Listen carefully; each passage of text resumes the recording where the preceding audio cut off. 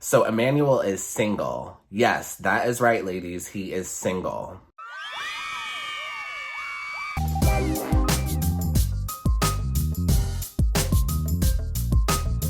Hi everyone, my name's Dimitri, and welcome back to DimitriTube. ABC has finally found someone to replace Chris Harrison for the After the Rose. In this video today, I will go over everything we know so far about Emmanuel Acho. I'm gonna go over who he is, his YouTube channel, his dating life, and my thoughts on how he'll do as the host of After the Rose. As always, if you're enjoying my videos, please go ahead and pound that like button, pound that subscribe button, and ring that notification bell. I don't have any time to waste. The Women Tell All comes on tonight, and I gotta review that too, so let's dive in and start talking about Emmanuel.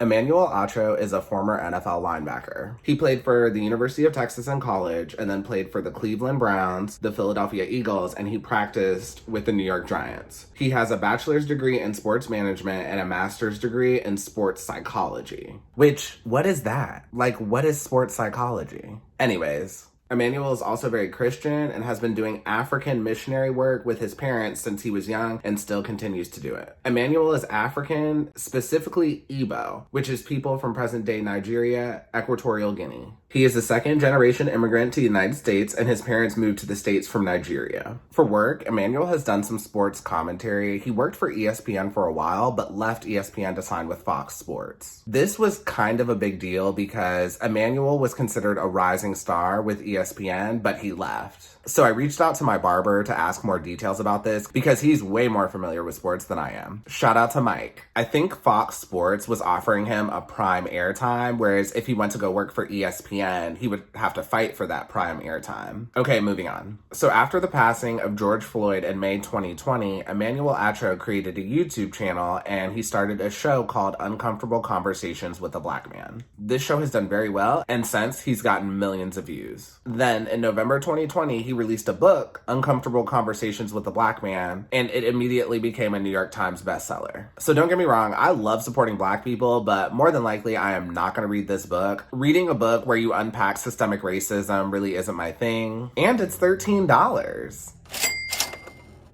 I'm not paying that. This is a low-budget YouTube channel. Oh, and one last thing before we move on to Emmanuel's dating life. I do get the vibe that Emmanuel is a little corny. Like, what is this outfit? Yikes.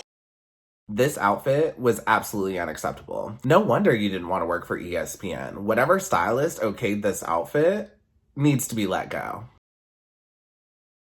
Okay, so now moving on to Emmanuel's dating life. And I know all of you watching this video, this is the part you are the most excited about. And for those of you who feel like Emmanuel's dating life is not important, please just click off the video because we will talk about it. And yes, it is important. And it doesn't matter whether you're the host or one of the contestants. When you go on reality TV, we're gonna dig into your lives and try to find the real scoop. So for those of you who don't think Emmanuel's dating life is important, please click off this video or just fast forward through this part. So Emmanuel is single. Yes, that is right, ladies. He is single.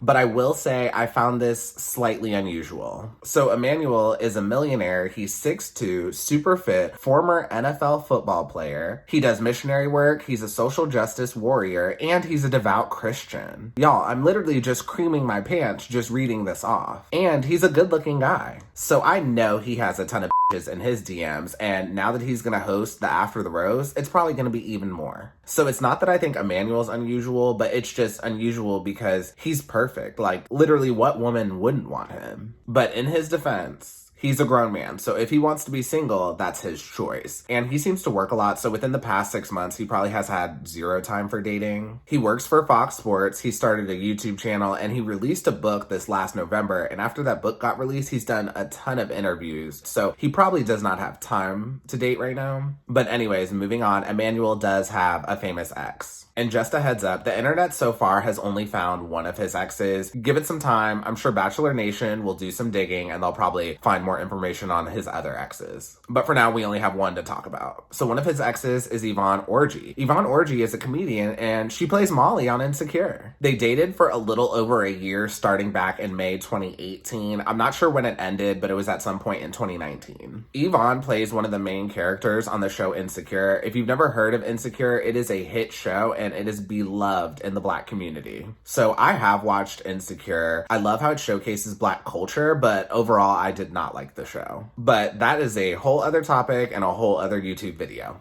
Moving on. So I'm not surprised that Emmanuel and Yvonne broke up. On paper, they're a really good match, but I really don't see their personalities clicking. By the way, I've watched Yvonne Orji's stand-up on HBO. If you haven't watched it, it's actually really good. And I've seen some interviews with her, so I'm not completely off base and just randomly guessing about their potential relationship. They ended their relationship amicably, and there was no ill will on either side. So my guess is that Yvonne just probably needed or wanted someone who was a little more edgy than Emmanuel. Also, Emmanuel is 30 years old and Yvonne is 37 years old. And on top of that, Yvonne is a virgin and she is saving herself for marriage. She has been very open and very vocal about sharing this part of her life. Emmanuel and Yvonne are both devout Christians, but I don't think Emmanuel is a virgin, so I don't know if that played a part in their breakup. Who knows?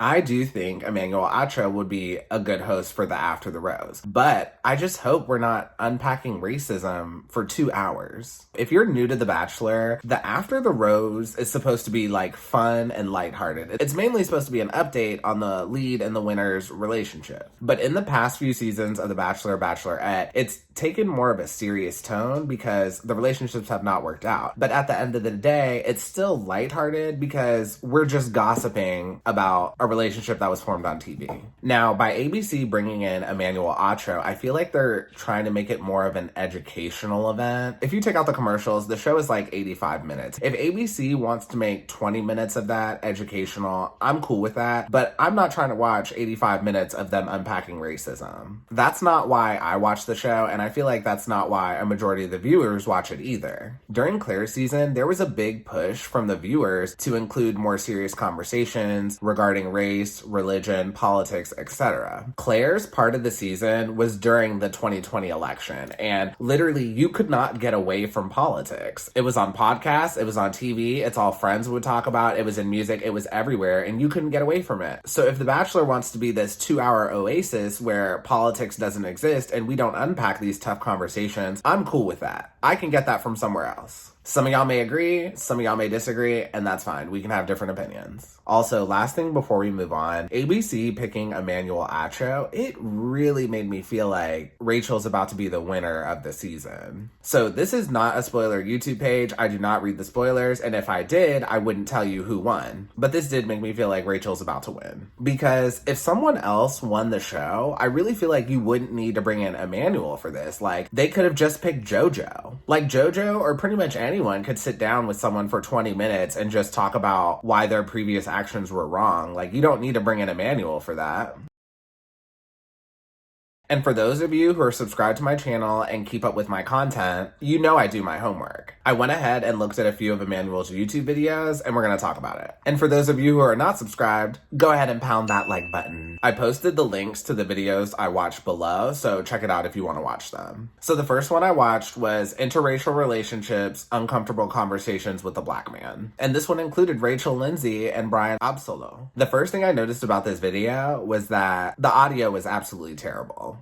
I'm recording with an iPhone and I had better audio than he did. So Emmanuel Acho's discussions are very surface level. Like, he scratches a little more than the surface at times, but for the most part, it's still very surface level. And from watching some of his videos, it's clear to me why ABC chose him, because they want someone who's gonna scratch the surface and not go too deep. And Emmanuel does that. ABC understands that the majority of the audience for this show is white, and they want someone who can make this palatable for a majority white audience, and Emmanuel does that, and he does it pretty well. And from what I've seen of Emmanuel's YouTube videos, they're geared more towards white people who are trying to learn. And I will tell you all up front, Emmanuel is a good choice, but he's not perfect. Going back to the interracial video I was talking about with Rachel Lindsay, at the 5:48 mark, he asks Rachel Lindsay to speak for all Black women. You cannot ask one Black woman to speak for all Black women. That doesn't make sense. And if you watched my Chris Harrison, Rachel Lindsay interview video, y'all know I'm not really the biggest fan of Rachel Lindsay, so she really wouldn't have been anywhere near my top pick to speak for all Black women. Also, Rachel Lindsay's husband, Brian, is in the video, and he pretty much gives zero input on this topic. This video is supposed to be about perspectives of interracial relationships, but we're only hearing about one side of this relationship. Also, Brian is Latino, but when Rachel Lindsay was on The Bachelorette and just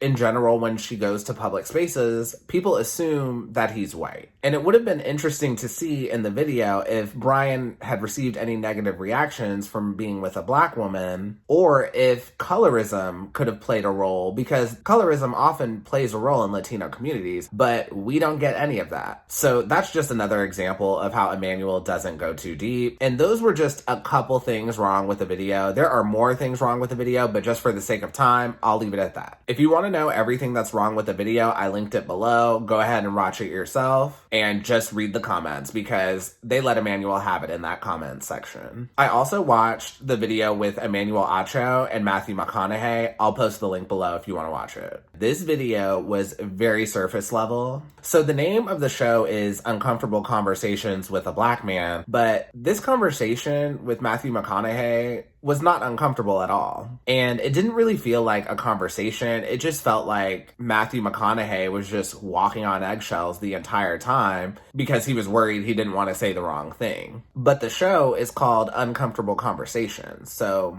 aren't you supposed to be slightly uncomfortable?